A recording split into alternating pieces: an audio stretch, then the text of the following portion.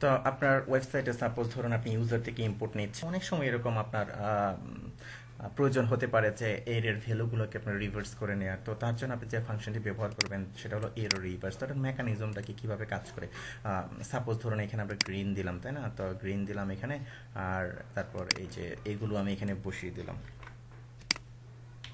মানে আমরা আগের যে এক্সাম্পলটা নিয়ে কাজ করছিলাম, আমরা আগের এক্সাম্পলটা নিয়ে কাজ করি, ওকে?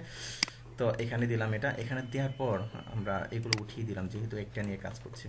তো আমরা যে ফাংশনটি নিয়ে কাজ করব, রিভার্স করব, এই যে ভ্যালুগুলোকে রিভার্স করবো, অর্থাৎ একবারে পরেরটা আগে আসবে, তারপরে এটা, তারপরে এটা, এরকম উল্টা হয়ে যাবে। তার জন্য যে ফাংশনটা আপনি লিখবেন সেটা হলো এর রিভার্স।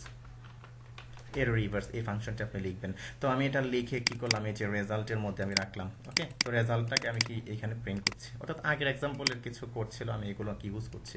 তো এখন আমি যদি রিফ্রেশ করি, আপনি দেখবেন যে ইউলো, অর্থাৎ সবার শেষেরটা কিন্তু উপরে আগে চলে আসছে, তারপরে ব্লো, তারপরে গ্রিন, এরকম কি সে রিভার্স করে নিয়েছে।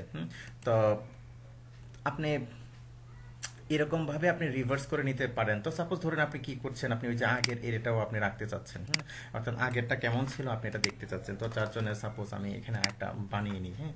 তো এখানে আমরা কি করেছিলাম, আগেরটার নাম হলো কালার 1, আমি কালার 1কে আগে প্রিন্ট করছি, ওকে?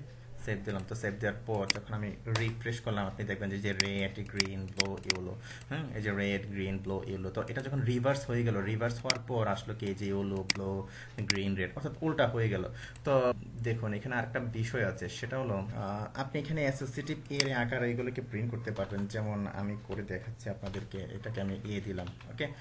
দিলাম, তারপরে আমি একটা কপি করে নিয়ে নিই জাস্ট, তারপরে এটাকে দিলাম আমি বি, তারপরে এটাকে দিলাম সি, তারপরে এটাকে দিলাম আমি ডি, ওকে? ডি। আমি সেভ দিলাম। সেভ দেওয়ার পর আমি এটাকে রিলোড দিলাম। এই যে দেখুন কি এবং ভ্যালু আকারে সে চলে আসছে। এই যে কি এবং কিগুলোকে সে কি রিভার্স করেছে, অর্থাৎ এই যে কি এবং ভ্যালু যেরকম ছিল ঠিক এরকম সে কিন্তু রিভার্স করেছে এটাকে, এই যে এটাকে নিচে নিয়ে নিয়েছে, তাই না?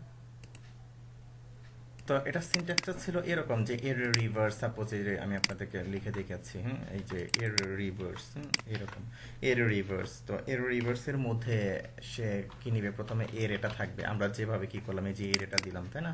এর এটা থাকবে, তারপরে এখানে আপনার থাকবে আপনার ফ্রেজার। তো ফ্রেজারটা হলো অ্যাকচুয়ালি আপনার কিটা থাকবে কি থাকবে না সেটা আপনি স্পেসিফাই করে দিয়ে দিতে পারেন। যেমন সাপোজ ধরুন এটা হলো আপনার ট্রু ফলস আকারে থাকে, হ্যাঁ? আপনি এটাকে ট্রু করে দিতে পারেন। তো বাই ডিফল্টটা ট্রুই থাকে, যেমন আমি সেভ দেওয়ার পর আপনি দেখবেন যে কিগুলো চলে আসছে, কিগুলো।